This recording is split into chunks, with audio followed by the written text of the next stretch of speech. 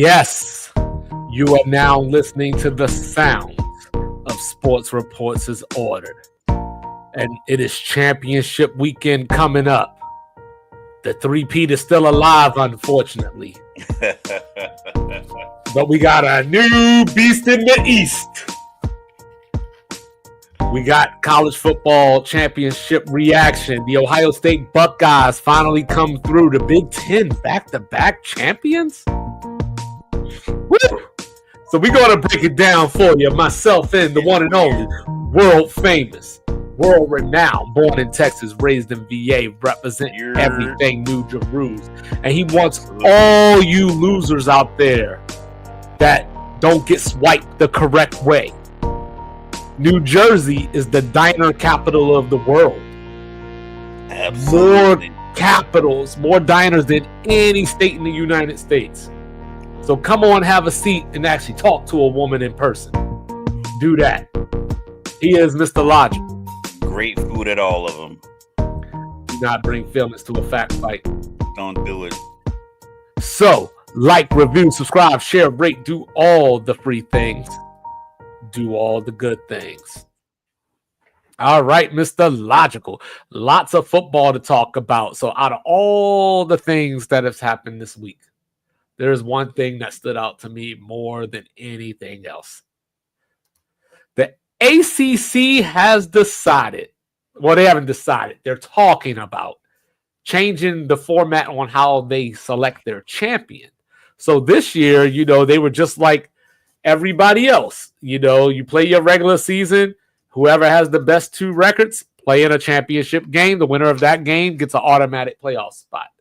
Well, I guess the ACC got tired of all the SEC complaining, and they decided, well, hey, what would it be like if we had a mini ACC tournament? So how does that look? So, for example, this season, SMU would have got the championship and bye in the playoffs. Miami and Clemson would have played. Hopefully the winner of that game would have got a playoff spot because the ACC ended up with two teams. So, but going forward, that's not the only idea the ACC had, Mr. Logical. Their other idea was, let's do a mini tournament, 1 through 4 tournament style. So you would have had, in that scenario, you would have had SMU against Syracuse. Sorry for mentioning them, Miami fans. And then we would have got that Miami-Clemson game as the 2-3 matchup. Winners play. Winner gets the playoff spot. What you think, Mr. Logical? First of all, shout out to Syracuse, Malachi James. Met him in the barbershop, met his father a couple weeks ago. Outstanding young man. Has the record for the fastest 100 time in state of New Jersey high school history. So shout out to Syracuse. But I hate that idea from the beginning, from its inception, from the concept to the logic behind it, the reason. I hate every single thing about it. I don't like any aspect of this idea at all. The problem that I have with it mainly is they allowed the SEC and the Big Ten to bully them into taking 60 or 58% of the pot in the next couple of years. That's the problem. I think everybody else is going to get 11%, and I think the SEC and the Big Ten are splitting. I think they're getting 29% each. So instead of addressing the fact that you got little broed by these bigger conferences, you come up with something else that makes you look more like a little bro. Well, you know what? It's dumb. Just do what SEC does. You make sure you highlight your best schools. You funnel, you ensure that the people in place at these universities follow the mold that's set by the SEC. The SEC, only thing they do is they get talent and they turn their school into football culture. Everything goes to football because the swim team probably got some nice hoodies because of the Nike deal that Alabama football team really drives. Same thing with LSU. Like, you just have to understand the hierarchy of things at your university. Getting into the college football playoffs by holding out can still get you voted out, because the committee can be like, well, you didn't even play in your conference tournament to avoid the potential that you were going to lose that game and not get in. For that, we don't feel that you're national championship contenders, because you're not even willing to battle your own conference. Right. How am I going to put you in the battle against 11 other teams? So it's just, I mean, everyone's grasping at straws because it's new. In my opinion, like I said, we'll get into it. I think it worked, with some tweaks. I don't think it needs to be this drastic. Like, you ever been on like we've done the military, for combined over 40 years. Mm-hmm. We used to have down days at Hill Air Force Base, right? We would have, like, you had knock it off, and then we have those down days where different levels of leadership would talk to the wing commander and the chief, and you could say whatever you want. It was very candid. And a lot of things came out of that was very simple. It was like, listen, we're flying too much for the amount of people we have. You had an idea that's not sustainable for the people we have. We've had this meeting. Let's go for it. We didn't sit in this meeting and say, you know what? I think we need to fly from 3 to 6 a.m. and then from 9 to noon. And no, it's like, listen, we're flying too much. We don't have the people. That's our problem. Let's start there. The ACC is like, you guys don't play. You don't have enough good teams compared to the other conferences. Let these other conferences build up their teams as much as they can. Encourage the transfer portal, workshops, whatever kind of meetings you need to have on Zoom or in place, or your little private meetings. Get your teams better to where now the SEC is basically living off of the success of 3 schools. We can go back and forth, and anyone can get in my comments and at me, whatever the case may be. The SEC is living off the success of a good Alabama program, LSU, and Georgia. The rest of them are just as up and down as any other conference. The Big Ten, you give me a good Michigan every once in a while. You give me a steady Penn State, and you give me a pretty outstanding Ohio State consistently. Everyone's living off of that. Everyone's eating off of that. Like back in the day when everyone in the Pac-10 was eating off of USC and Oregon, or the Pac-10, Pac-12, whatever the case may be. So ACC just has to prop up Miami, prop up maybe Clemson, Florida State, Clemson, yeah. Florida State. Get those 3 schools going. And that way, Duke, when Duke goes 9-3 one year, we can be arguing for them like Ole Miss was trying to lie to get themselves in, strictly off the strength of Georgia and everybody else. Well, so like the biggest problem with a situation like this for me, just going off of the things that college football fans say. So let's go to last year, for example. Florida State finished 13-0, and granted, Jordan Travis got injured, but let's say he didn't. So they're 13-0. They go into this tournament, play Georgia Tech, and then you would have had Louisville and NC State in the other game. But what if Florida State would have lost one of those games? You know what I mean? And you know what I mean? Like, we know, like, now fast forward and give Jordan Travis that injury in the ACC title game. You got a one-loss Florida State team that wouldn't have got in still probably. So from that standpoint, you only stand to screw yourself, because the SEC and the Big Ten right now are the only conferences that can actually suffer losses and not be eliminated early. So, like, if you're Virginia Tech and you come out and lose a game to NC State week 5, because of perception, NC State is thought of to be weak. So that's a bad loss for you no matter how you spin it. So you're going to have to win out automatically, get that ACC title spot, because I can't guarantee you are at large. Whereas Miami and Ohio State were in the same boat, and Ohio State just stayed in the playoff. Right. Ohio State stayed in because probably, granted, who they lost to probably mattered, but also you can't even say that because Syracuse finished 3rd in the ACC. So it just depends on your conference perception. It just depends on the perception of your conference. Right. And And that's the what problem within basically what itself. hood you live in. What hood determines how hard you are. And that's the You problem tell within somebody it. I'm from Brooklyn, you're good to go. We like going from Albany. Like, you from Albany? But well, if you're from Albany, you might have to punch somebody in the face. And so like, yeah, cool. Dudes from Brooklyn are doing their thing. But we getting busy up Dudes here from too. So Omaha get down, you know what I'm saying? you know what I'm saying? Like Bud Crawford got to go out there. He has to really prove to people like, yo, yeah, don't get it twisted. Omaha's getting it cracking too. So it's like, Yeah, so you know this when I nigga in Nebraska. so when you look at it, that's the problem within itself because we're still having the same conversation about most deserving and best, and you can't define best because that's subjective. So I know it's easy to see Ohio State versus Miami, and you think I gotta say Ohio State, but if those two teams played this year, I'm not sure Ohio State wins that game. But we'll never know. And that's the problem with college football is that even though we settle it on the field, we don't. So to your point, I do think that the 12-team playoff worked, but it depends on what you were looking for.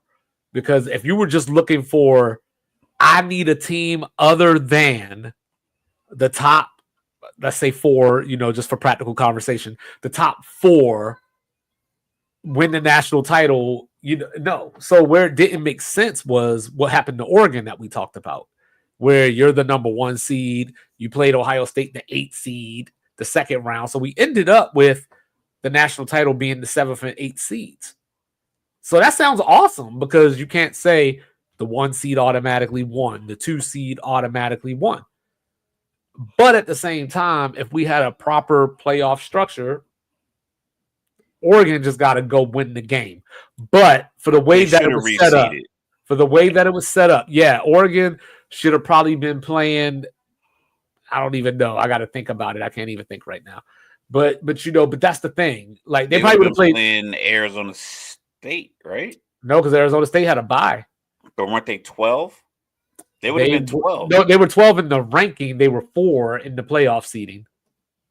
So 12 was Boise. Or I'm sorry, 12 was Clemson. 12 was Clemson. Okay. So whoever won out in that first round, they should have reseeded 1 through whatever. 1 plays the it's always weird. Lowest or highest. We'll go with lowest ranking team. So if there was a 10 available, 1 will play 10, whatever case may be. Right. So that's an easy fix. I think people are kind of clamoring like, oh my God, I can't. Once again, we had the meeting. We all sat down and it's like, hey, what's going on the flight line? We're flying too much. You need to slow down. Cool. The 12-team playoff. What's going on? How can we fix it? Simple. I think you keep the buys because that's an incentive for people to play their championship game. There's also a way for teams to play themselves in, i.e. Clemson. And you get the bye. Just leave the bye the way it is. Very similar to the NFL where Tampa Bay got a home playoff game, even though Washington and Minnesota both had and Green Bay. And Green Bay had better records. Just keep it simple. Like, hey, you win these conferences, you get the bye. That's just leave it. Even if it's the whatever the Pac-12 turns into, if whatever it is, leave that way. Then you set it up the same way you had it this year, except after the first round, you reseed. Maybe you don't have these gaps in between and you can play like Ohio State got a home game versus Tennessee. Maybe you play, I guess you would have to play that bowl game anyway. Well, see, I was going to go reverse. Well, like I said, I just think you reseed. You have the teams. I like the buys. You reseed after the first round of games. That way, if you're the top ranked team, theoretically, you should get the worst team of the available at that point. It'd be 8 teams. And then you go and you play it out, and then the next round you do the same thing.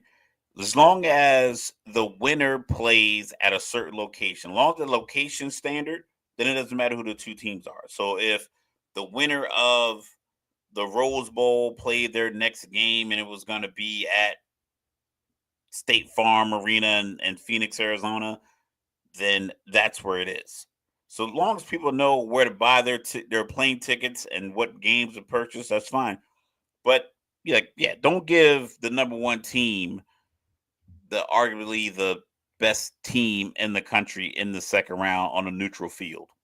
That seemed a little unfair as far as like, you go through this entire season, you go undefeated, you win your conference, and then you get rewarded by playing the second team in your or the third team in your conference based off of, like, I guess in the probably, I think they were closer to 4 because they had 2 losses. But we all understood that Ohio State was one of the best teams in the country. Yeah, I picked them to win the national title preseason, second year in a row. I got that right, by the way. But it's one of those things where, for me, maybe you just need to figure out, like, you got to pick something and stick to it, one way or the other. You can make additions, you could take things away, but you don't need to change the whole thing. But what I was going to say was just establish a criteria. Conference champion, automatic bye. If that's your structure, that's your structure. The one thing that I think I would like to add potentially is a second home game and not have the bowls get involved. I was trying to figure that out, but once again, you don't have enough games to cover the bowl games. I don't think. Well, it depends on what you want to do with that. It depends on what you want to do with that. Unless you want to make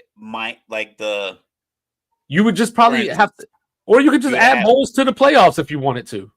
Or you make the original New Year's 6, right? You got Orange Bowl, the Orange, Cotton, Peach, Fiesta, Rose Bowl, and the other one that I can't think of. Was it the Cotton Bowl? Did you say Cotton Bowl? Orange Fiesta, Rose, Peach, Cotton. Call it the other bowl. You make those 6 games 6 very intriguing high-level matchups. 10-2 teams, your 9-3 Syracuse versus your 9-3 Ole Miss, the ACC versus the SEC. You just make those 6 bowl games marquee matchups out of the other 12 teams that are kind of around the 12 teams that could have been in the playoffs. So, because like I said, you get that pot of 16 teams. Instead of having like automatic, like, hey, Army's going to play in this bowl, end up playing a 5-7 Marshall team, just really step back and say, okay, the New Year's 6, we don't want neutral sites for our college football playoff games. So we're going to put the best other 12 teams or other 6 intriguing. Yeah, it's almost like a NIT without a trophy or like without a tournament. So you'll get Miami versus South Carolina. Miami, South Carolina in the probably a bowl down south, so you can sell it out. Mm-hmm. And that's the original problem in the first place, is that due to crowds and fan bases and so on and so forth, the bowl games are tied into certain conferences. You know what I mean? Like the Liberty Bowl down at Memphis, the AAC plays in that bowl, and it's usually Memphis. So so I get what you're saying. I just think that way Oregon should have got a home game in this playoff. Yeah, being right. And yeah, I was going to bring that up, and that's the other part of it, is that these fans, when you look at the fans trying to plan to get to these games, so you were Ohio State, right? You had a home game, then you went to the Rose Bowl, then you played Texas down here in the Cotton Bowl to go to the compressor.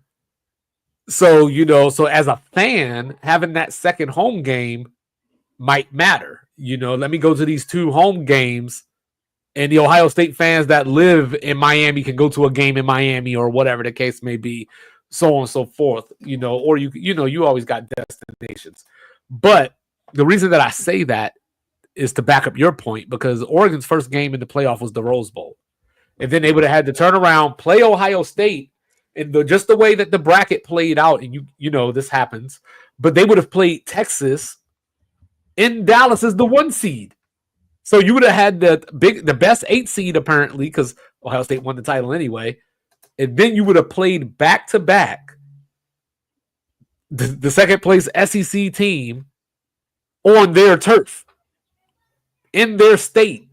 So you can't. a byproduct of college football and just college sports in general because they sell the location and the game is somewhat secondary to the location because the NCAA, we talk about the basketball tournament, the location is wherever it is.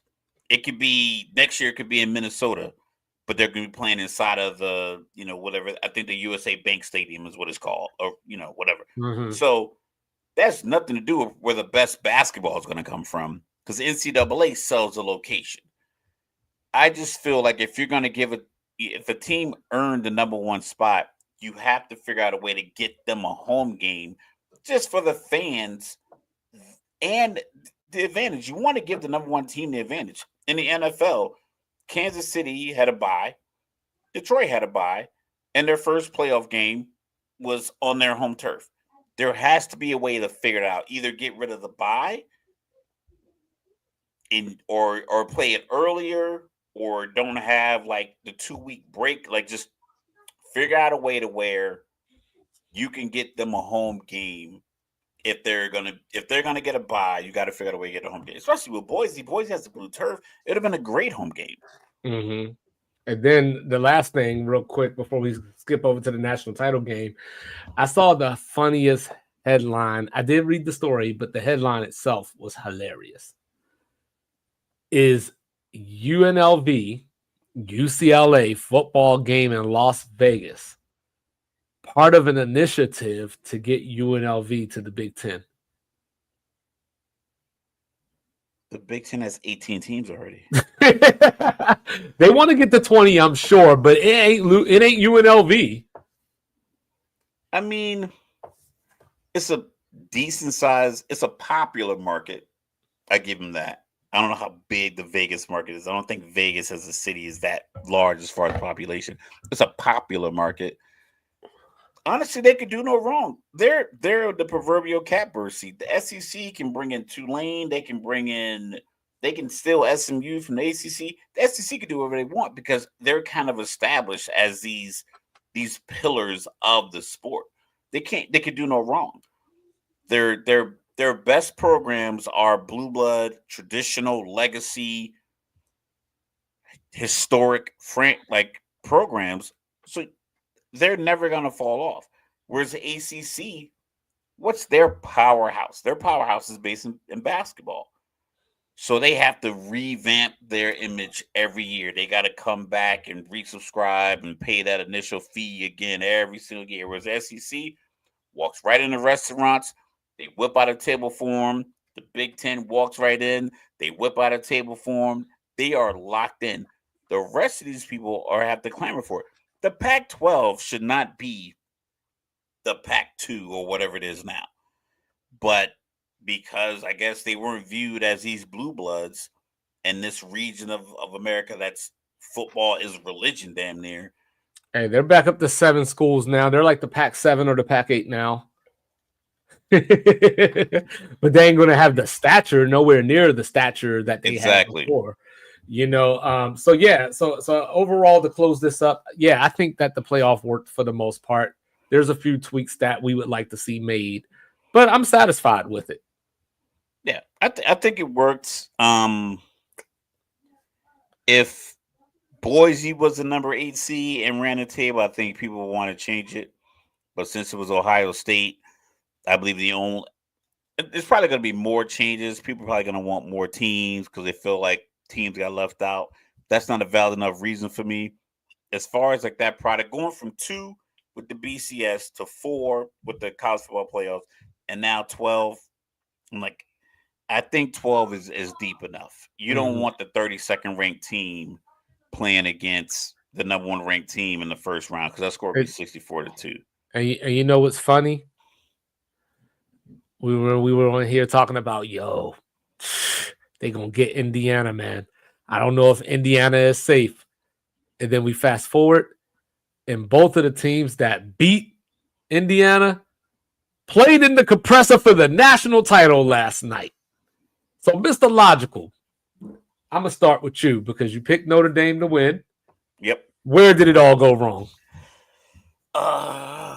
It went wrong because I picked Notre Dame to win, not based off what I thought Ohio State was capable of, is what I thought. I brought feelings to a fact fight, which I shouldn't have done.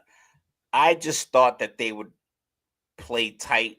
I thought Ryan Day would play tight, call it tight. I just thought that it would be a lot. I thought it'd be more reminiscent of the Michigan game because Notre Dame is built a lot like Michigan.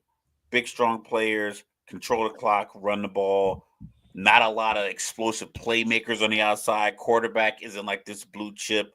I'm gonna get drafted guy. It's one of those just like just like a gamer, like just a guy, a gritty gamer. And I thought that they would get into this fight back and forth to where the gritty gamer would make the 3rd and 7 RPO, get 8 yards. But it was Ohio State who was like, "Yo, Will Howard, carry us to the promised land." And it they looked like the team that had the most talent in the playoffs, and they put it on display. But 4 games in a row. Mm-hmm. So I mean, you got to tip your cap to them. It's like I said, it wasn't a slight to Ohio State. I just thought that at some point the momentum had to slow down. And now being on this big stage, I thought the coach had a huge target on his back and his face and his forehead and the side of his head and his chest from everyone, the AD, the fans, the media. I thought everybody was ready to just, fire a bullet off into Ryan Day. And I thought he would approach the game that way where he would be tight and not have a good game plan. But he just was like, "Yo, Chip, man, let's run up the score, and so I can get this contract extension and beat Michigan next year, hopefully." Well, see, initially, when I turned on this game, Notre Dame literally walked down the field. 10 plays, 15 plays, it was like 10 minutes long, but there was something that happened on that drive. Even though Notre Dame scored and got a touchdown, there was something that told me the game was over. Remember the other night when we were previewing the game? True. I made this point about how with a quarterback like Riley Leonard, Notre Dame, they organize and construct a lot of runs, design runs for him. But you want to be able to call them when you want to call them and not be dictated on when to call them. And like I brought up the left tackle being out. Now you got people in Riley Leonard's face. So now he's running even more than you intend him to. So on that first drive, they called 9 rush plays for him. So that told me that Julian Love was really banged up. I'm sorry, Jeremiah Love is really banged up. So then, said Riley Leonard had the Willie Beeman moment. And I said, this ain't Donovan McNabb. Like, Donovan McNabb is more nerves. Like, this guy is beat up and, like, he's not used to that output so quickly. It's like the first time I tried to drink 12 ice houses, before I went to the club. It's about like that. Drink ice house again. It ruined my night. It ruined my night in Zurich, Switzerland. Oh, Rob the Mexican can tell you. Ruined my night drinking those goddamn ice houses. But keep going. I definitely got an off camera. I definitely got an off camera ice house story.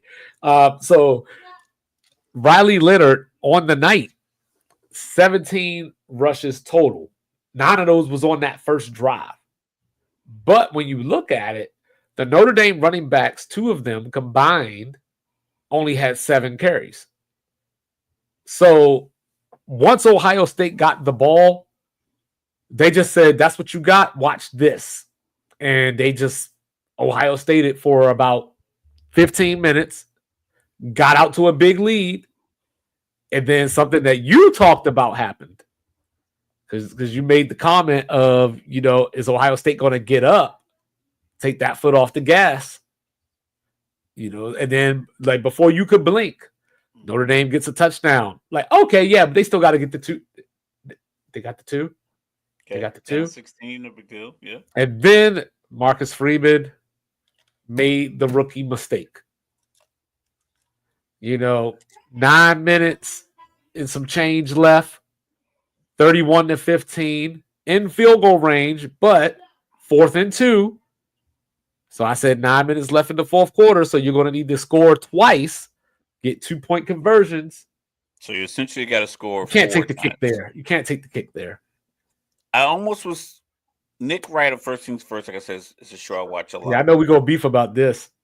No, he had an argument that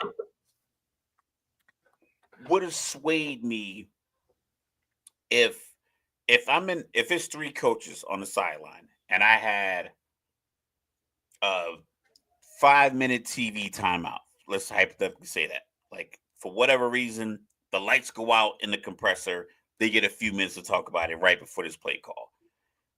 I'm locked into your point. It's not 2 touchdowns, it's 2 possessions. I think if I've ever get the opportunity to be an offensive coach or a football coach, my goal would be to go up a possession every time I have the ball if I'm in scoring range. So if I'm up 14 points and it's 4th and 1 from the 6, I'm going to kick the field goal just to go up another possession. So at a minimum, you have to get the ball 3 times. I just got to stop you 1, and that extends. Like, I never back and forth. So that's my leverage there. It's like, okay, cool. I'm up another possession. So if you're Freeman, you're now 16. I got to get a touchdown and a 2-point conversion. I'm inside the 10. Worst case scenario, you give the ball back to Ohio State, and you're in the same boat. You're still down 2 possessions. I know it's still 2 touchdowns and 2-point conversions. That ain't the worst case scenario. The worst case scenario, they go get another touchdown.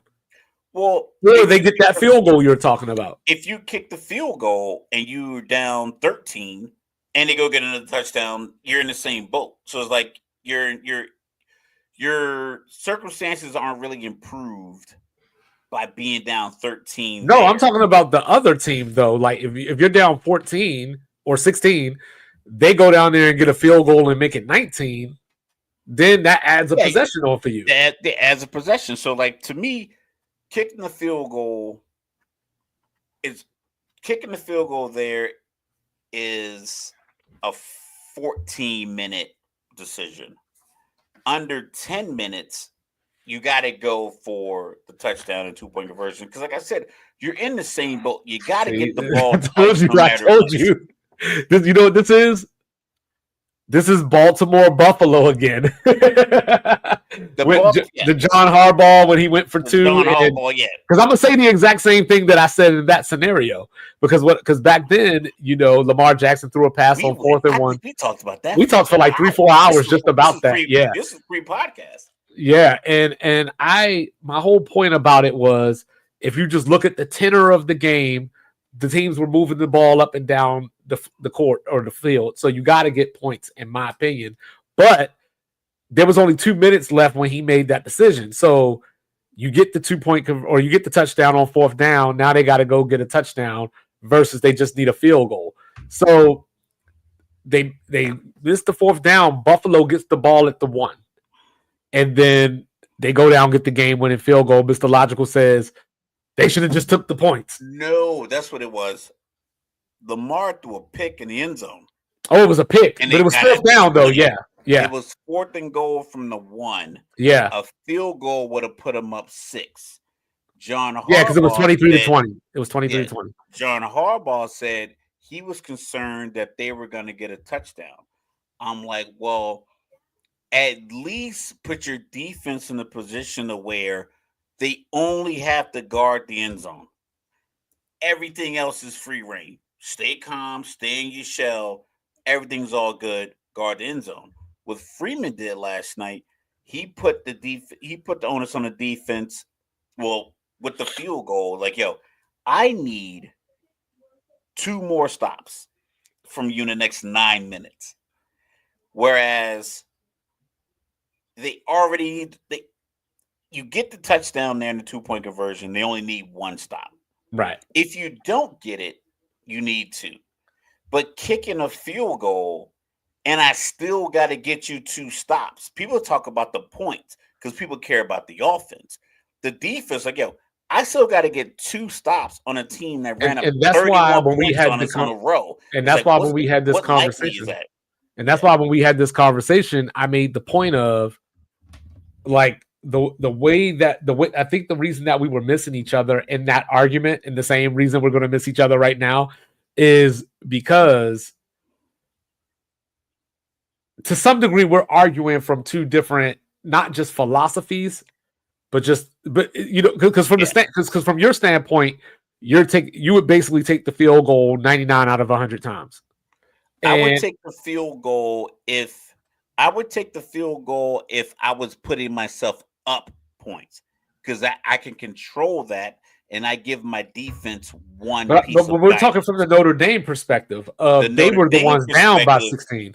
The Notre Dame perspective, I'm going for the touchdown, okay, and the 2-point conversion, because then my defensive piece is I need a stop with 9, and because basically it was 4th and 2. So you figure, say they scored that next play. That next play takes 8 to 10 seconds. So it's 9:27 when you kick the ball back to Ohio State. I can gather my defense around and say, 1 stop, we get the ball back, we're going to tie this game. But if I kick a field goal and we're down 13, I got to go to my defense and say, I need 2 stops in the next 9.5 minutes on a team that ran up 31 consecutive points on you tonight. Not like a different game. It's like tonight. This team with those 5 stars have been running down the field on this you. Is live. So I need 2 more stops from you. I would rather, I won't say die on my shield, but I would have gone for the touchdown there, because no matter what, you need 2 stops. Okay, that's what I was gonna say. Yeah, people talk about the offensive side of it, but it's like defensively, that defense wins championships. And I think sometimes people have to be the voice of the defense. You're sending your defense back out there. After they were getting pummeled all night long, and they came up with a couple stops here and there, but for the most part, they were handled. And then you get them to 3rd and 11. The defense did their job, and the defensive coordinator is like, "Okay, cool. We're gonna go single coverage, no safety help on the guy who would be the number 1 pick in the NFL draft in 90 days." In the most crucial moment, down 8, 3rd and 11, because if that pass is defended properly, or if that coverage is called properly, Ohio State's like, okay, cool. We'll kick it deep and we'll put our defense on the field. But to just, even if you're trying to sell out for the run, I can stop the run and still double. So 3rd and 11, right? 3rd and 11. You know how many yards that play got?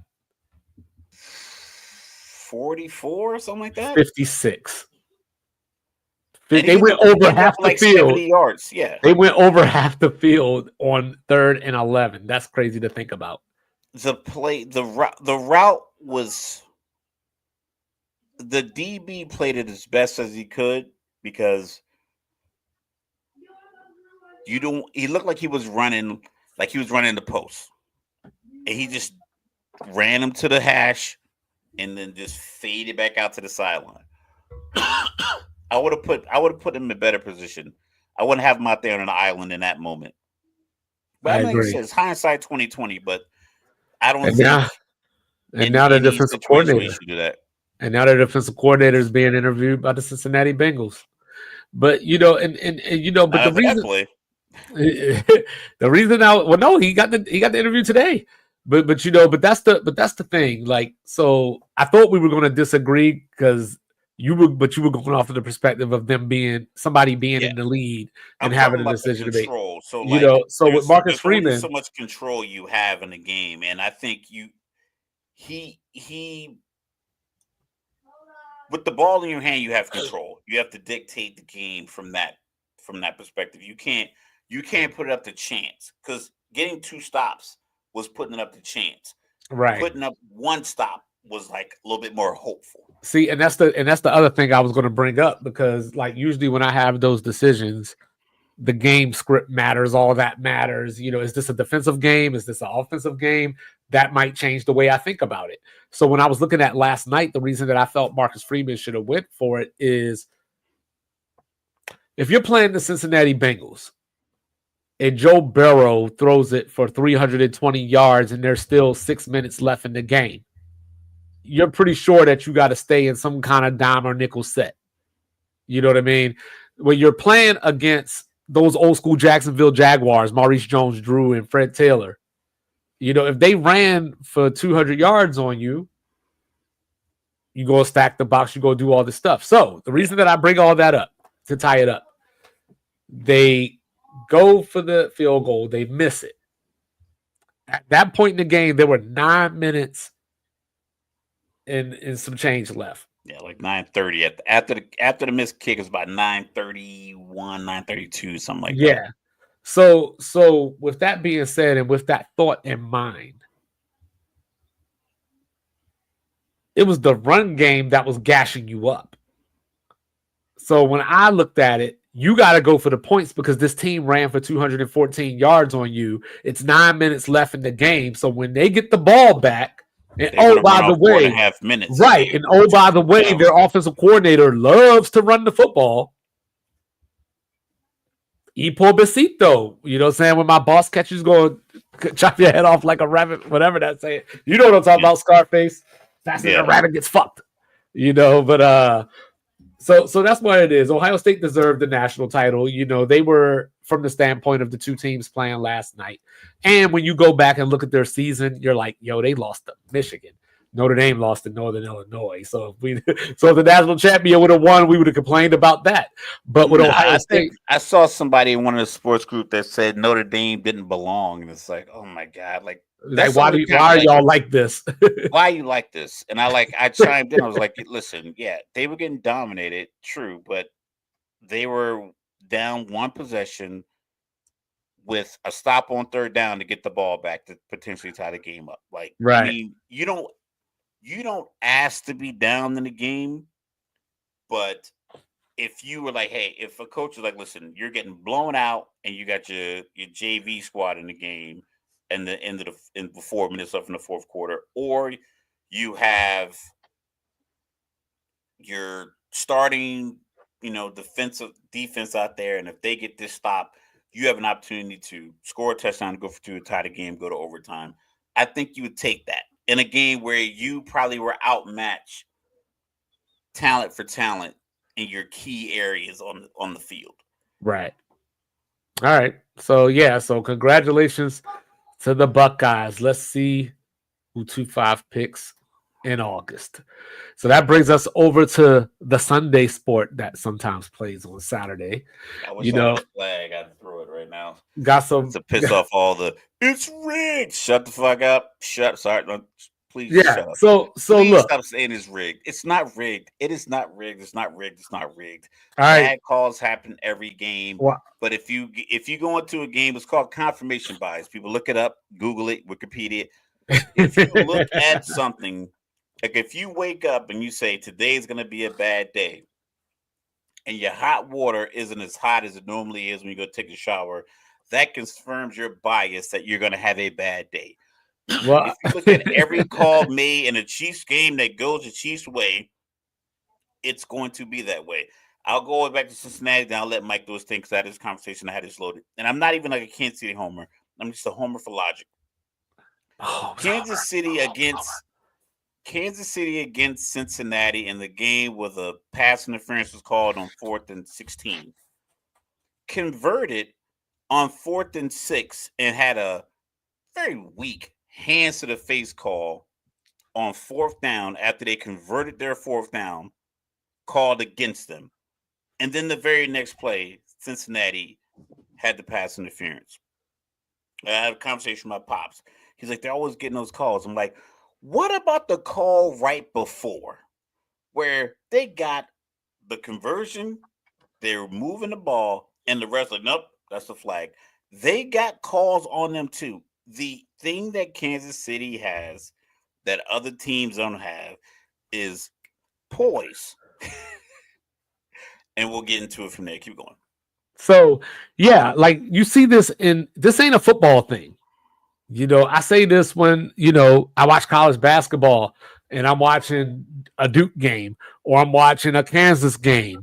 When I look at college football, I'm like, Alabama really didn't commit holding all season, so on and so forth. But when I say all of those names and throw it in a pie, when you pick it out, it makes sense because those are the established blue blood programs or teams of their sport.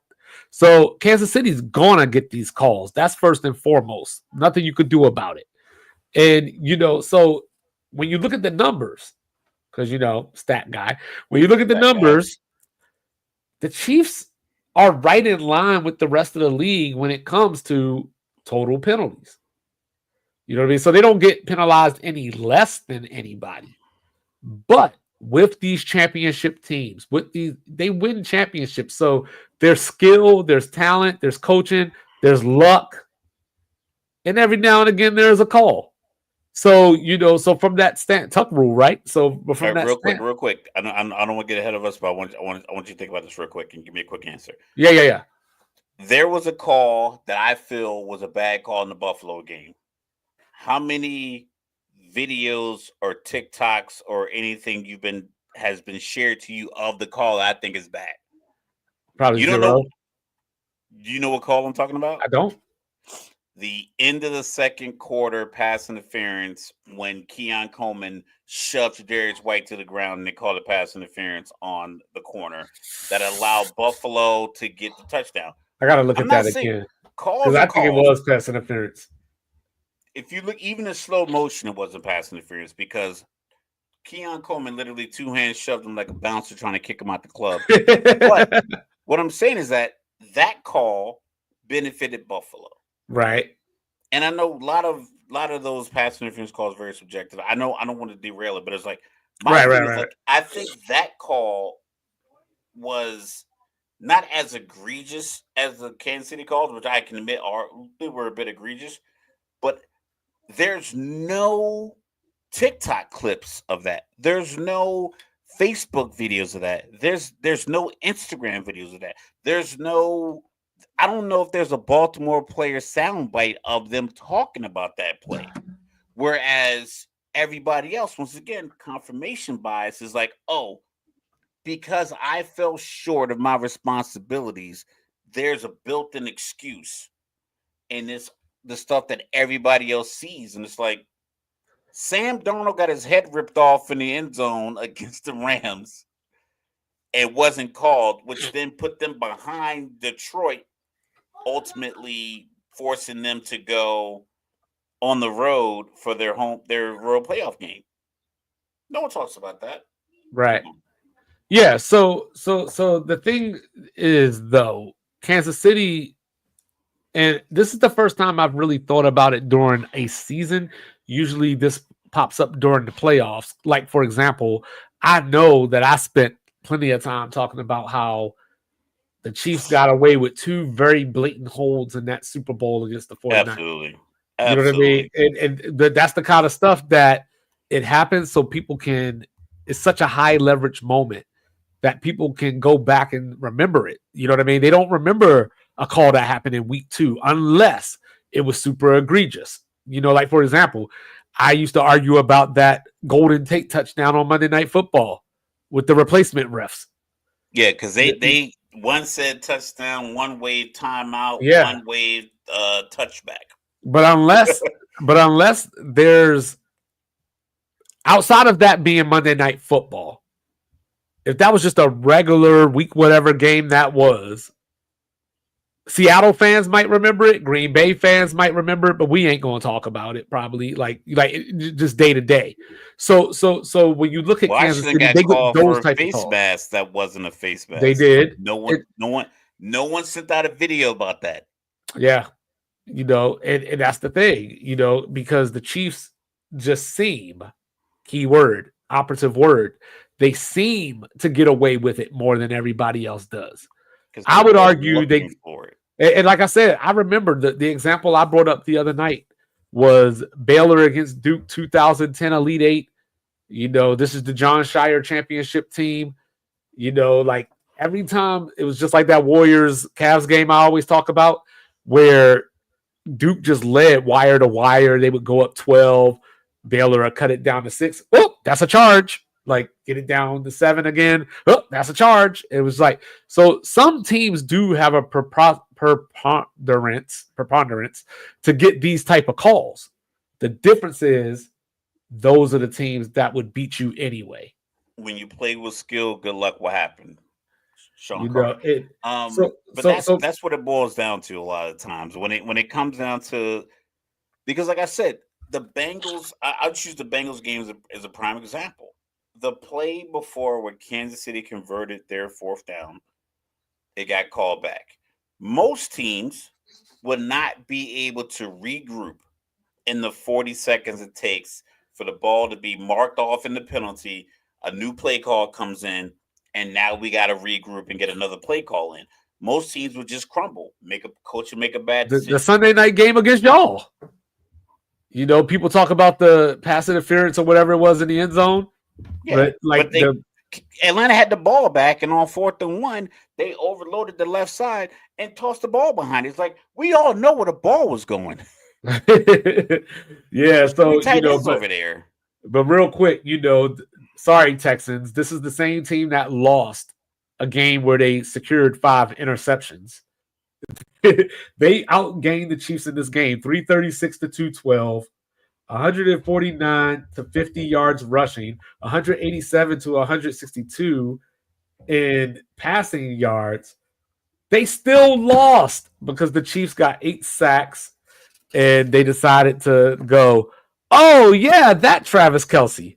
Yeah, number 87, the dude that we talk about all the time. Let's single cover him. It was some plays where Travis Kelce was catching the ball, and the closest person there was the umpire in the middle of the field. It was like on that long run when I think Al-Sharif tried to like punch the ball out. At that point, he's got it up here.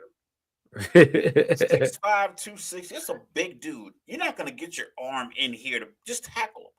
Yeah. But instead, you punch, and he gets like 18 to 20 more yards out of it. So yeah, I'm not saying. Listen, I get that the calls were bad, but the system in place does not help you in that moment. There's no review for 15-yard penalties. I heard on Rich Eisen show, he was like, listen, any 15-yard penalty should be reviewed by someone. The issue is pass interference, a call like that, in slow motion, it looks like pass interference. Right. Any kind of helmet. They would have got that Baltimore call right if they would have looked at it. Like, if they would have considered that, you know what I mean? They would have considered it and looked at it. They would have seen even what's the Romo? No, the ref that they have. Gene. Gene Tessitore. Yeah, Territory. Yeah.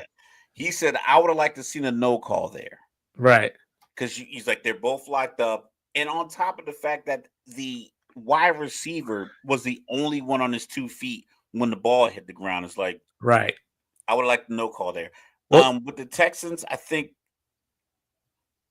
like I said, if you wake up in the morning thinking your day is going to be bad and the water in the shower isn't hot enough, I think it interrupted their entire flow. They never laws of attraction.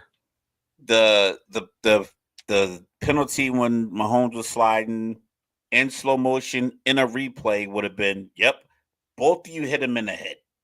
One hit him with a forearm. Was it as aggressive as we think it is? Probably not. But on a replay, which you don't really want because replays show all kinds of stuff, you hit him in the head. You probably hit people in the head on every single replay if they slowed it down enough. So that's what it was like. Pause. You would have pause. They would have got that penalty anyway. But when they get the ball back, they gave up a couple of sacks, bad sacks. They didn't get any touchdowns. The opening kickoff was like a 70-yard return, penalty. You got the guy pushing his coach, and it's like, I didn't get the game on before that. I still don't know what the hell happened. He was the one that got the penalty on the kickoff. So he made the tackle and pulled the helmet and knocked the ball out. So when he knocked the ball out, He celebrated, thinking they recovered it. Took his helmet off, and Uh-huh. they got the penalty afterwards. Yeah. And then and I don't know how that led to the push though. That's the thing. I thought he was celebrating, I but then did I thought too. maybe they yelled at him and he just was upset, thinking he didn't commit the penalty that they called him for. Because, like you said, everybody in the everyone who did a post game interview mentioned the fact that it was going to be them versus the refs. Right. So to come out the opening play, once again, my shower's as high as I think it should be. The opening play, you commit a penalty, you get flagged, and now all the stuff you heard all week, all the videos you consumed all week, all this information you took in all week that made you feel like you were going to be behind the eight ball is coming to fruition. And we are 11 seconds into this football game, and they played the game that way. Yeah, so I was going to go somewhere else, but since we've been talking about it a little bit, where did it go wrong for the Ravens? The Ravens just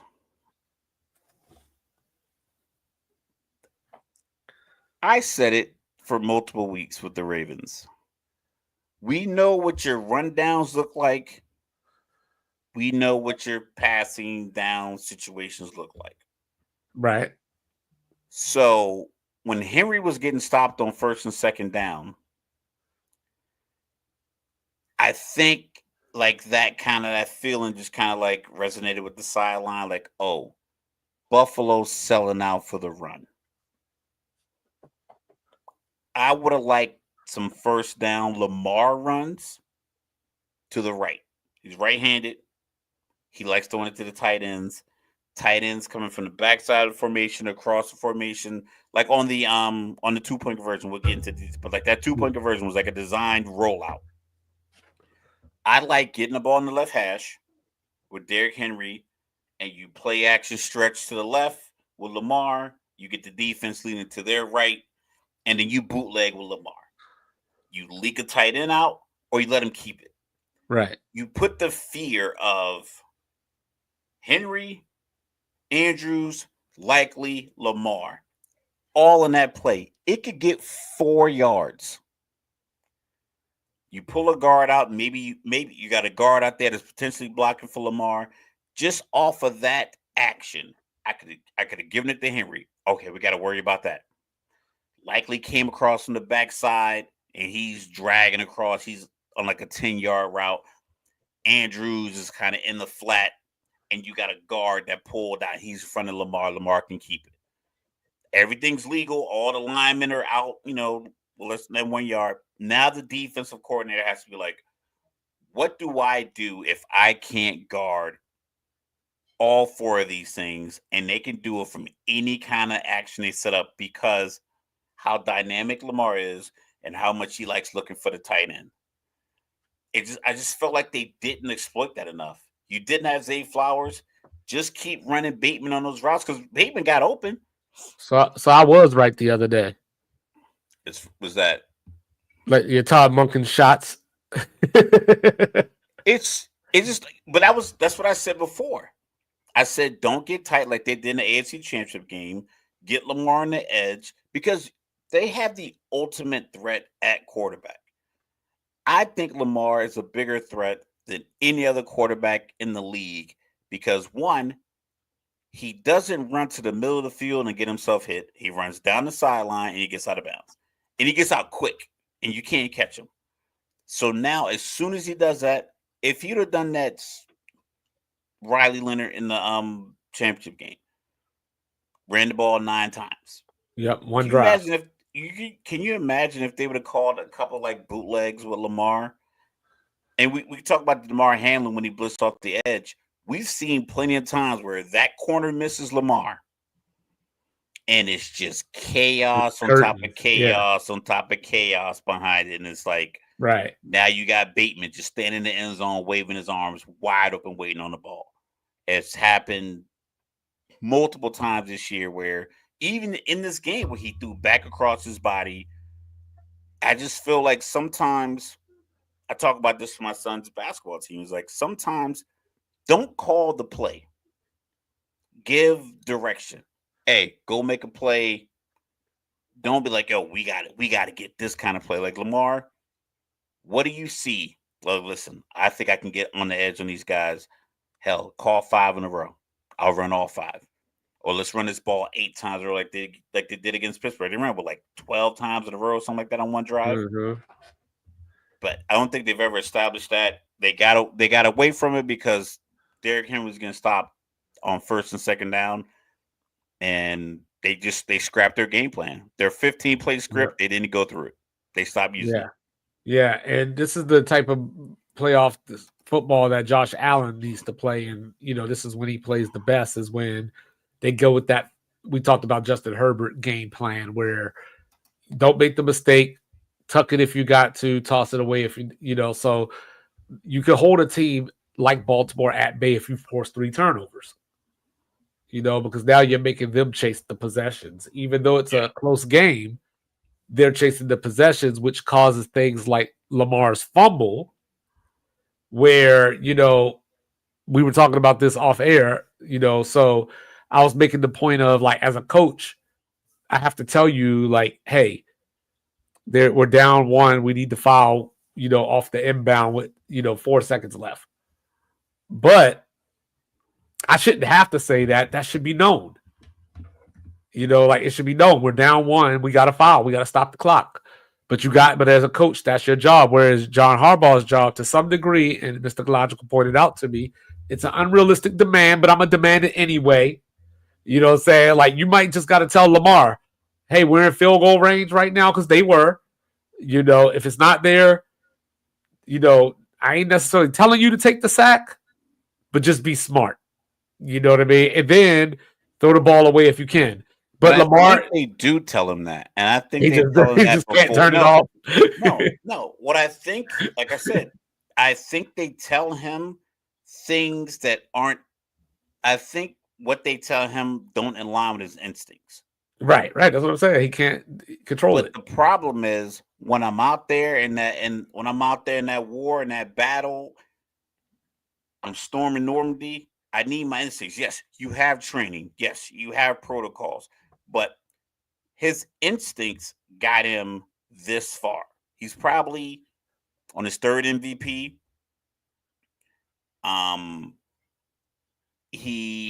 Like I said, that DeMar Hamlin blitz, maybe if the field is a little warmer, he gets out of that. Tonight, this last game, it was unfortunate he couldn't get out of it. I believe he tried to put both hands on the ball so he can wiggle his way out of it. He's like, I can't wiggle with both, the ball waving around. So let me get both hands on it, wiggle my way out. I just think the sequence was off because I think he tried to get his foot out, knocked the ball out of his hand. It was like shit. And then Von Miller picked it up, flashback to, 2008, whenever he was in the combine running the 40. He was looking up. I saw his head was up. I'm like, because I thought Justice Hill was going to be able to, once again, having Justice Hill in the game just basically lets the defense know you're going to pass. Just throwing it out there, Baltimore. I don't know. I'm just a dude who watches football. He had 50 rush yards on 6 carries the other day. and every single time it's like, we know what you're doing with him in the game. That's why the one time he popped like a 20-some yard run, I was like, okay, cool. But every other time he's in there, pretty much no. Like, it's especially if it's a passing down, you're not running a keeper or anything with Lamar. You're trying to get the ball to him. Because if you're gonna have a pass blocking back in there, I'd have the 6'4", 250-pound guy in there to pass block. All right, so stay there. So stay there. Given all the things that we talked about earlier this season when Baltimore was struggling, how many carries do you think Derrick Henry had in that game? I know that number is less than 20, and we know that 20 they're 9-0. When it's less than 20, they lose. There you go. Unfortunately, 16 times. The 3 turnovers it speeds you up. But the game was always with they didn't have to get out of their playbook inside the 5-yard line. But they were getting stopped on first down, like from the first play, because he popped 80-something yards on the first play in the 35. Right, the first game, yeah. And I think when that didn't work, it's like Ivan Drago in the Rocky movies.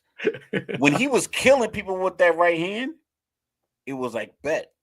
But then when he couldn't knock Rocky out with it, he was like, oh, it's like this is a different match.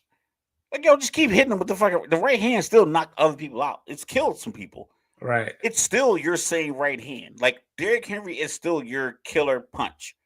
Hear that, Deontay? Just run a different play. Maybe instead of running that same play, pop a counter on there. Pop something to where because we'll talk about the Philadelphia game. But what did we say, right? Talk to your brother. Because who did something like Saquon? Because I'm going to bounce around, but we'll get to it. But just real quick, there was a play. Orlovsky broke it down on ESPN. He was like, people talk about Jalen Hurts' performance, but Jalen Hurts checked to a run play. He was like, it was supposed to go to the left. He looked up and was like, "There's a lot of linebackers on this side." And he looked to his right and was like, "It's only a safety on this side." Hey, check that. Come over here, and I think he had like Lane Johnson out blocking a safety. It's like, this is a no-brainer. Because they had and Orlovsky broke it down simple. He was like, it was a bunch of big guys over here and smaller guys here. So Jalen said, I'm gonna send my big guys over here with Saquon. Touchdown. This Baltimore has to lock that in because Derrick Henry is always, he's literally, I mean, one guy out of place for a big run, two guys kind of in the way, but if they're safeties or not Matt Milano, that's still a 12-yard run. That's still Matt downhill. Milano, Matt Milano, who didn't play the first time they played Baltimore. He just, and when he was like, okay, Milano spying Lamar. Cool. We all saw it. Quarterback design run a guard right at the linebacker. Make the linebacker have to be shifty on a guard and then regroup and tackle the shiftiest running back of all time. Right. Just throwing it out there. I mean, it seems like a simple thing. Like, it's crazy. I play dudes on Madden and they'll play with Baltimore, and I'm like, with Lamar, you should win every game. Because some shit you can't guard. Right. Like, if he rolls out deep enough, it's like no defensive lineman's gonna get there. Just don't try to just run right at my guy. Like, I got the spy on. Just wait. This one dude just standing there. That's one dude who's not in coverage. He's not guarding any space. He is literally just one guy out there. So now you're playing. He's just standing there. Like, Milano's just like, he's moving, but he's not guarding anybody else. If you run a crosser there, drags there, anything right behind him, right, he's only focused on Lamar. And I just feel like you could have exploited that better, considering every passing down, it felt like that's what he was doing. Yeah, so we'll come back. We were going to talk about Harbaugh a little bit, but we'll save that. But you brought up the Rams and Eagles, and the Rams fans and people on TV been killing me all week, or I guess it's Tuesday. But they're like, besides those two big plays, the Rams held Saquon to 50 yards. And it's like, look, he ran for 255 the first time you played. He broke these big touchdowns on you and finished this game with 205. So that means in 2 games this season, he ran for 450 yards against you. Then you 1,000-yard season is a benchmark for a running back. Yeah. He ran 455 in 2 games. Yeah. And that's the thing, right? So Quinyon Mitchell went down early. Shoulder injury. We'll see if he's back. I think he will be back, but we'll see. But that changes your formula if you're Matt Stafford, especially if you're the type of quarterback that has struggled in the weather, has struggled in the snow.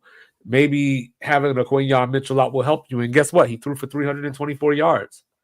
But that was kind of the problem, is that it always felt like the Rams were playing catch up even when they weren't.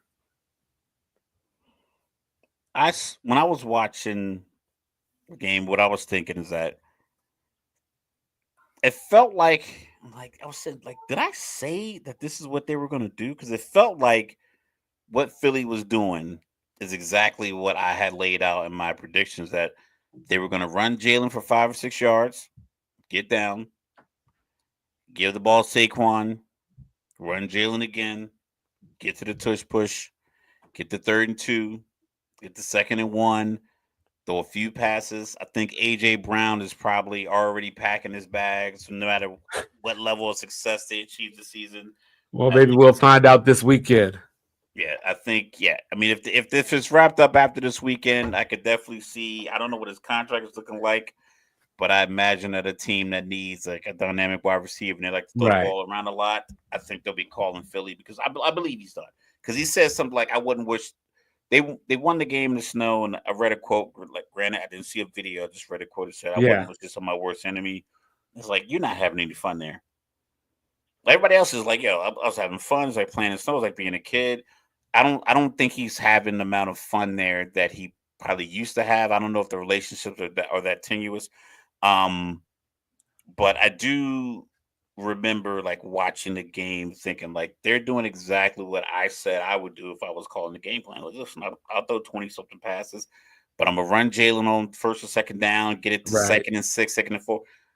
I don't know why when they were up 28-22 and Saquon ran the ball for about 3 yards or so, and they were like 2nd and 7, maybe 2nd and 8, why you would call a bootleg and then take that big sack and end up being like 3rd and 17.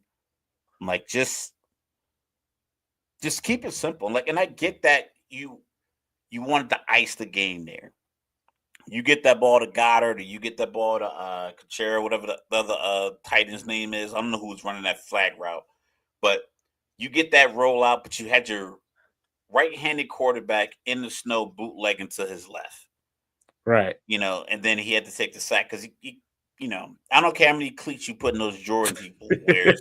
Like he was going to be able to shift in fresh, slushy Uh-huh. East Coast Yeah, snow. that stuff was coming. Pause. If you roll into Pause. just roll into the right. Like for some reason, these offensive coordinators want to be so creative. It's like, dog, this isn't a painting.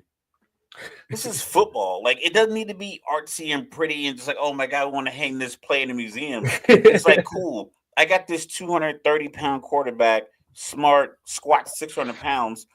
I got a running back that makes men Google over his quads. Just give him the ball up the middle behind this offensive line who all receive all pro votes. Like, why am I doing anything cute? These tight ends are Right. cool. Put 3 of them in there, have them block for one of these 200-pound runners I have. Like, I don't know. Like, I Yeah. don't know why you needed to throw the ball. Like, why you only do that just to look like you're being more inventive? Like, no, I want to run the ball because if Jalen Carter doesn't swim the center, they lose that game. Stafford's getting that ball in the end zone. Right. Cooper And Cup and Puka Nacua were killing him on those last 2 drives. and that's why the Rams have no reason to hang their heads. I was actually going to finish on that because you look at their roster, you see a Puka, Kyron Williams, Jared Verse, Braden Fisk, Kobe Turner. They got Omar Spates at linebacker, Quentin Lake, Cam Kinchins, and then you go, they all under 25? Yeah, but do you So, have your 38, 39-year-old coach coming back with your well, that's what I was where's about to Stafford, bring up. 37, 38? That's what I was about to bring up. That's the only thing. You got to get the next quarterback right. That's the caveat to what I was saying. Unless you're keeping Jimmy Because he's not going Garoppolo to in the be there building. another what? I give Stafford like literally one more year. I give Stafford this week to make a decision. I can losing might make him want to keep Come back. going, Yeah. but maybe he got to see how his body feels in a week. Yeah, because he's had He some was wearing injuries that. the last He's two wearing that. seasons. He was wearing that sleeve for. He's been wearing that sleeve for the last couple of years. Last off season, going into the 2023-2024 season, he was throwing a Nerf ball because of he was rehabbing from surgery. So he's at practice throwing a Nerf ball. Right. So it's like, is he gonna Andrew Luck it and be like, listen, I'm sick of doing this rehab stuff? Or is he gonna be like Aaron Rodgers, like, listen, I'm gonna die on my shield and coming back? So, Uh, but that yeah. also that's probably also predicated on the coach. Like who influences who? Does Stafford go to McVay and say, "Hey, man, I'm with it for one more year if you are," or if McVay's like, "Listen, man, I'm with it for one more year if you are." And I know that you've brought that up is that McVay could be a surprise out of there, just on his own accord. Because, we know that he tried to do that A when they couple of won the years Super ago, Bowl. yeah. All right, Chris. Okay. You wilding out already. I love it. But of course, taking it back to Saturday night, Mr. Logical was out here on these social medias talking about and see my partner apologize for not picking his team to win. I seen Yeah, that because shit. they're yeah, I no, seen that shit. I I ain't tagged the center. apologizing for nothing. You I ain't hear that, apologizing. Ronald? Yeah, I ain't apologizing for nothing because look, at the end of the day, I was way too ecstatic to feel so somber. Because when I look at the Detroit Lions, it was one of those things where it just ain't feel right. Like there is something to be said for all the defensive injuries that they have. But there was something to that, right? Because we go back and we look at these teams in NFL history and you're like, hey, no way that 49er team from last year doesn't make the playoffs. Obviously injuries happen. That's a whole nother story. But here Correct. we are. Like because I was having a conversation with people earlier where they said John Harbaugh get the Ravens back to the Super Bowl, and I said maybe, this ain't guaranteed. They made it to the AFC Championship game last year. The way they went out, it ain't guaranteed. We've seen Literally, the teams, ball hit Andrews in both hands going backwards. and remember He that dropped it, yeah, like that, like these and that's things the ball happen. game. These things happen over the course of a season and over a course of a career. So these teams that we're used to being here, this could be the last year that we see this. Because Are you predicting that this is the beginning of Detroit's demise? I am not predicting that just yet. Okay, But because I'm just making. I heard a couple times on But different but but but I think we could shows see today. the rumblings of it. Like with the NBA, right? Before the Timberwolves made that dumbass trade, we saw Anthony Edwards, even though they lost last year, he got humbled last year. But it was one of those things. If you are the type of person that believes, you got to go through that and pay your dues to And come back. two years Yeah, ago, when he threw the chair and somebody tried to sue him for like $150,000 when they lost to the Nuggets in the first round, they came back. But then his team botched it by making this silly ass trade this year. So Detroit's in a unique position because they had so many injuries that there's probably not a lot of guys that can really leverage.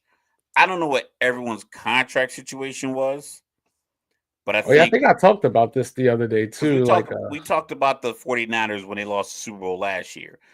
well, no, Everyone made it all the way through the Super Bowl. So now all these contract negotiations, these talks can ramp yeah, back up. like just as free agents, they got Tim Patrick, Marcus Davenport, their right guard, a defensive. I can't say his name. Uzurike,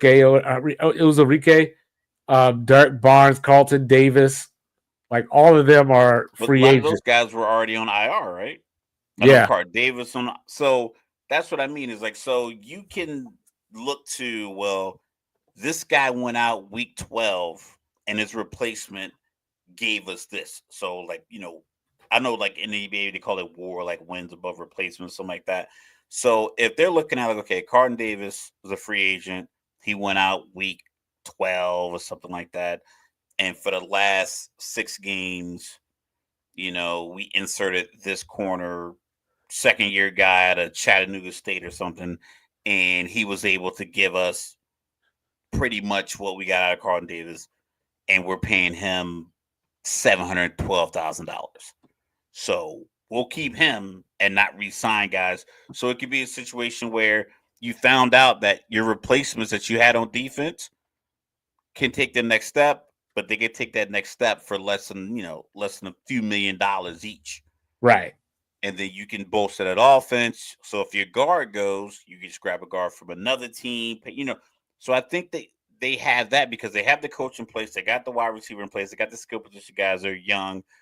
I like the quarterback. Jared Goff just had a bad game. It was a couple of throws he kind of forced, but I believe he forced it because he feels like we can score with the best of them. I just don't think they thought that Washington was going to go for fourth downs that many times and be that effective. Like even I was watching Yeah, the because game. I was complaining about the fourth downs against Tampa. I was watching the game and the stat came up. They were 20 or 23 on the season. And I was watching the game and Ava was like, every time they converted one, she was like 20 of 24, 21-24. She was like 22 of 25. She just kept repeating the stats. Right. It was like, I'm like, it is crazy that those are like Madden numbers. And I think Jared Goff's mistakes were compounded. See how he do me, y'all. I gave y'all that stat 2 weeks ago and he giving it to somebody else. No, it popped up on the screen during the game. So when it popped up on the screen during the game, and she just kind of went with it. But I was like looking at it like that's a crazy looking stat, considering you watch so much football. This is your team. Right. I watch my team. I don't think Atlanta's gone for 23 fourth downs in 2 years.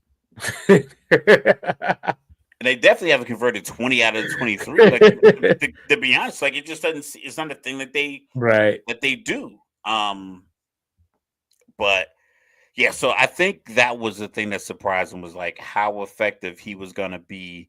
The one throw he threw to Brown, where like the defender's hand was over his face mask, Yeah, and he caught it. It was like and like when that happened, I was like, okay, this is a wrap.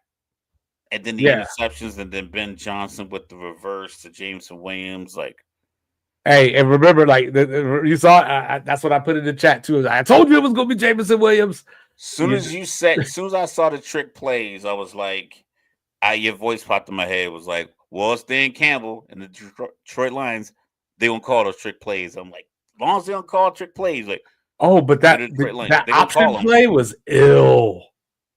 Where they kind of faked like a pitch, or they gave it to the running back, and then he gave it to Jameson Williams. It was just like, bro, that's just creativity beyond all measure. That's just speed on speed. Because like I gotta respect Jahmyr Gibbs going to the right as a linebacker. So I'm going hard to my left, and then the ball gets to another guy who's just as fast and just as diabolical in the open field. And then he did the celebration. Was like, bro.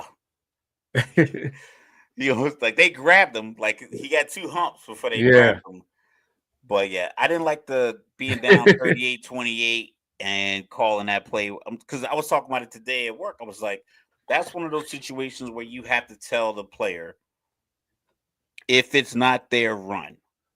That way, because I think sometimes when you call a play, the players want to make the play work. So it's like, we call this play. If it's not there, just take off. Because I think once he gets that ball, the first thing he's thinking is, it's not there. And I'm gonna just take off. I think that'll come into his mind versus he's gonna be here, throw it this way. Yeah. That was a terrible decision. That's the first quarter call. Yeah, and that's why I got into an argument earlier because I didn't blame Ben Johnson for the loss. But what I wanted to ask you was, even though they scored 31 points, even though they had over 500 total yards, do you feel that Ben Johnson has some culpability in this loss? No. I think eventually the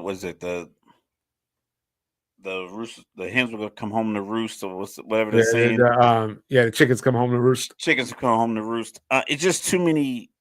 You got the injuries, and like I said, you had a team playing with house money.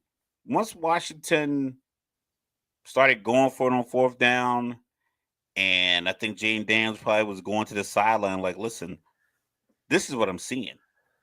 And then him and offensive coordinator Dan Quinn, they were probably communicating like, I'm seeing the same thing.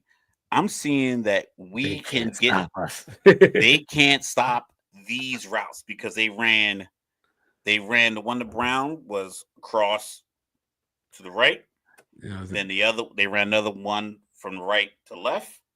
Then there was the and screen to Scary Terry. and then the screen to Scary Terry, and then they started hitting Eckler out of the backfield because it was Uh-huh. like we're hitting all these deep shots, so now let's hit the short stuff, and it just was like a perfect like combination. It was like jab, body blow, right hook, It was like they were just you they're Right. trained. They were trained to do what they were doing, but Washington was just hitting them in spots that they weren't protecting every drive. And then you come out, your season's on the line, you have 15 wins on the year, number one seed.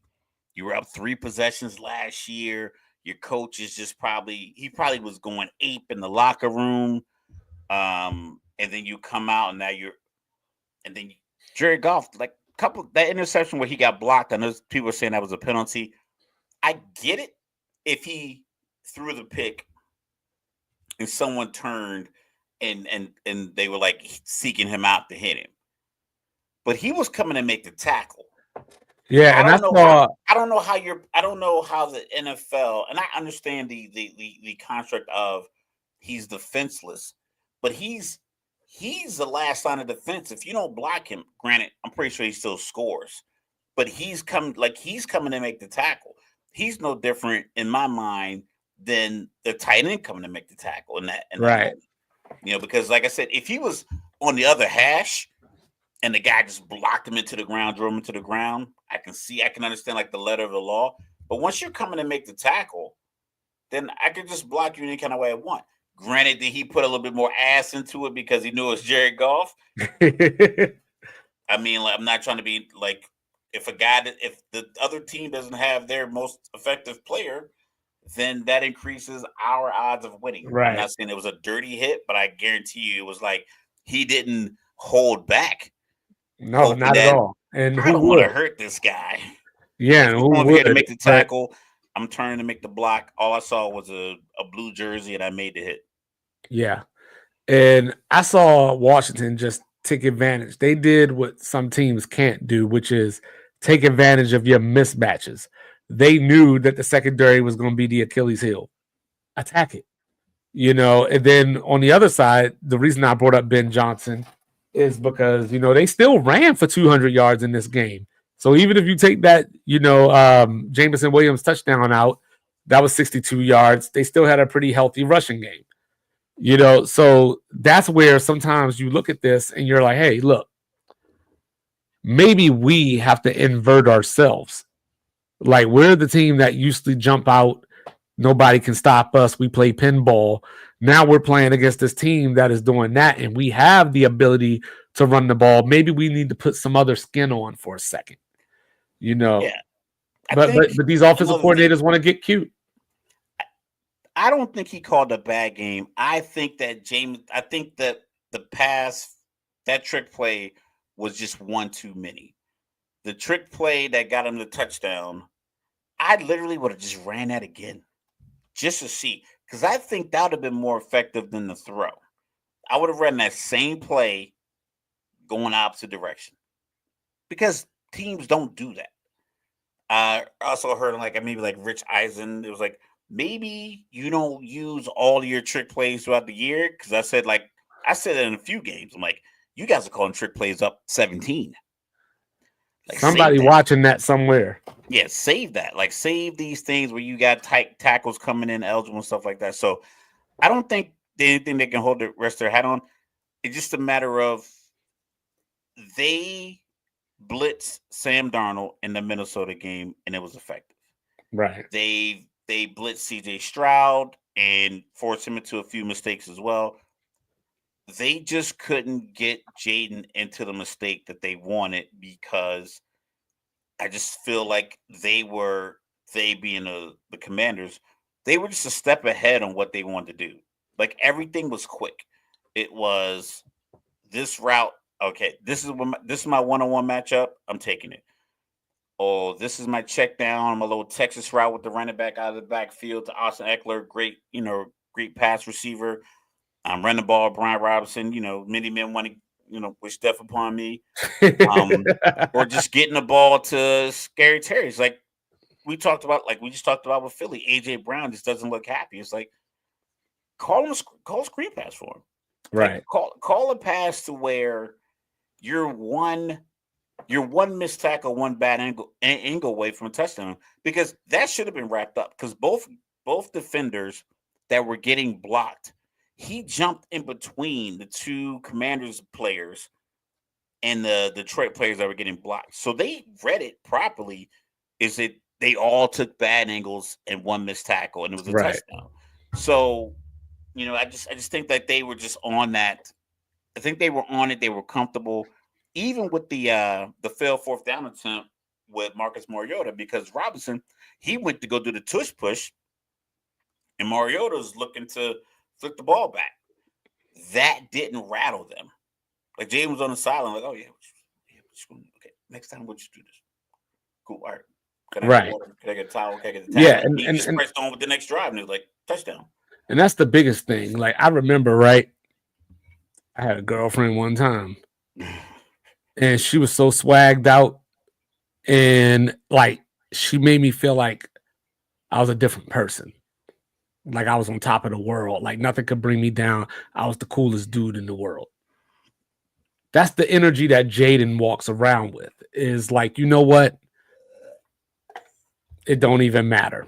Like we're gonna move on. We're gonna do this because he has something, but his comes intrinsically. You know what I mean? Where it's inside of him, and this Talk is the about difference. that video, that Arizona State locker room video. I talked about it all through the draft process last year. But that video is, if I'm a college coach or a high school coach, I'm playing that video, and then I'm showing what Jaden Daniels did after that video to every one of my leaders of my football team. Maybe the whole team, but definitely the leaders of the football team, the guys who are going to carry the mantle for whatever my organization is. I'm like, look how this young man handled this. He probably was like 21, maybe. Yeah, maybe 20. Maybe, yeah. If that, like young, I think it might have been around COVID time. So it was like very young man, and to have, like, from what I can recall, like at least 4 to 5 people in his space while he's trying to clean out his locker, telling him he sucks. Yeah. And he goes out here and wins the Heisman, 2nd overall draft pick, and now he's a good game away from being in the Super Bowl. He gave them that jolt. I guess, I don't want to, do the hyperbole thing, but I would imagine it's sort of similar to Irvin Magic Johnson going into LA, and just that charm, that personality that we will, almost like Dion in a lot of ways, like that, not like we strive to, or we're going to try our best. It's like, you know what? This is the goal. We're going to do it. So Jaden Daniels walks. Randy Moss in New England. New England was a successful organization. Randy Moss changed how they operated going forward. Randy Moss changed how Tom Brady played football after that. Tom Brady never played football the same way after he had Randy Moss in the locker room for those 2 or 3 years. Right. And his numbers went. I think he's like 100,000 passing yards now. He probably was on pace 60, 65. Like if you look at some of Tom Brady's old numbers, those years they won the Super Bowls, I think he was throwing like 26, 27 touchdowns, 9 picks, 28 and 11. Like, and then he gets Randy Moss and his 50 touchdowns. He was like, oh, this is how it feels. The Super Bowls are great, but having this guy all my life, having this guy in the room is like, oh, now I can. This guy here, I could put some 5'8" guys over here and get them open and still throw it over here. And he never looked back. He constantly looked for guys who were that dynamic. Gronk, Aaron Hernandez. It's like something about having these kind of guys in the locker room. And Dan Quinn, I think Dan Quinn going the ups and downs. We're going to talk about the 28-3, how it fell apart essentially in his last game in Dallas. But if you look at it, the totality of his coaching career as a defensive coordinator, it wasn't great defensively in Washington for like this past season. Right. But something about what he does and what he instills, and I remember, as obviously as a Falcons fan, I remember the year he went to the Super Bowl around like week 10. I think there was reports that he basically kind of like just dumbed down and scrapped most of the defensive playbook and simply said, Go do what you do. You're fast. You tackle. Run to the ball. All of you. You hit hard. You run to the ball. You hold them up. You try and knock it out, and you hit them hard. That's why LeGarrette Blount doesn't fumble. Ripped it right out of his hand in the Super Bowl because he was like, all of this other stuff is cool. You run fast. You're a fast linebacker. You're undersized, but you run, you tackle well. Get to the ball. When we run nickel, all right, Keanu, you come down in the box. I want you hitting people hard. Rico, you control the back end. Right. Got it? Good. Now they were up 28-3. Alfred on that interception came off of his route that he was covering instinctively, like, yo, that's when the coach tells you just go play ball. He was looking, he came off his route, pick six, they go up 21-3. But I think that's what Dan Quinn does. Like I said, it's gonna be hard making my decision for who's gonna win this game this weekend, but honestly, I'm liking short of like just Sirianni, which, like I said, he's probably a good coach. He's probably on my Sean Payton level. Like, I don't really fuck with you, but I gotta admit that you're good at what you do. So, someone showing me the signal. I guess I'll show this signal. Yeah, Dan Quinn. Decision, you're welcome. Decision ain't hard for me, but we'll get to that on Friday. Ladies and gentlemen, he is Mr. Logical. Do not bring feelings to where he brought Notre Dame and Ohio State last night. Yeah, listen. Listen. Gotta stay true to my logic. We will have picks for you. We will have around the association. College football really over. I saw it already. 214 days until the first game. Oof. Oh, real quick, Mr. Logical. Did you see who the favorite to win the national title is next year? Ohio State. Did you see who number 2 is? Georgia? Archie. Yes, it's time for the next edition of The Overrated Manny. We love you. See you in a few days. Peace.